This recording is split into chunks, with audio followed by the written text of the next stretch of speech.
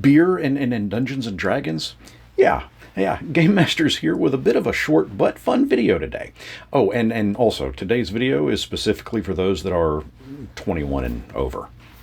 New Holland Brewing, a company that started out in 1997 in Holland, Michigan, has a product line called Dragon's Milk. This product is best described, their words, as flipping the aging process from beer in bourbon casks to bourbon in beer casks, which in turn is a stouted bourbon.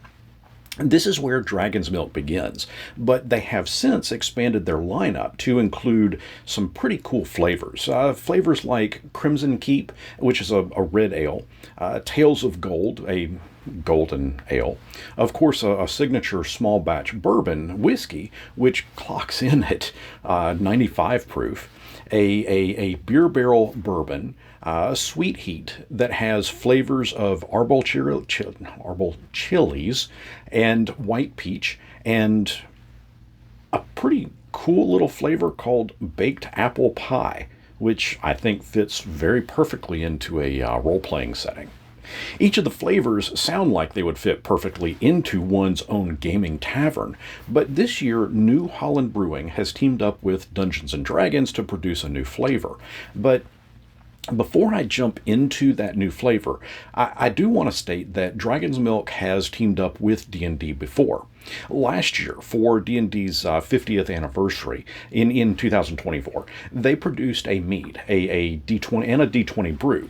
The mead itself was limited to 1,500 bottles, so honestly, good luck trying to find that today. But if you do, you can likely expect to fork over several gold coins for it. The last I saw, it was a 750 milliliter bottle, 100 proof, that was going for anywhere between 600 and 1,200 US dollars. But honestly, it did kind of include a pretty wicked little bottle topper. This year, we're getting a coconut rum barrel reserve. Now, this isn't going to be in a limited run numbered bottle, nor is it going to be a whiskey. It's a stout beer, so the price shouldn't be anywhere close as steep. And if it's priced like their other stouts, it should only be about about $17 for a 4-pack. Now, I think it's an interesting collaboration. I personally love a good whiskey. I've never been too fond of beer, but if I can find this one, I'm likely going to give it a try. And again, while I'm not a fan of beer, I do like coconut, so I don't know, I gotta try it. Hold up a sec. Okay, give me a freeze frame. Okay, take a look at this promo image. Notice how they have ghosted out part of it? When we slide in the bottle of coconut rum stout and its 4-pack, notice that there are still 2 more bottles. At the time of me recording this, those 2 bottles have not yet been announced, and I'm guessing that it's going to be a bourbon. What do you think they could be? Let me know your guess down in the comments. Okay, back to the video. Have you ever tried any of the Dragon's Milk brands of either the stout or the bourbon? How did you like it?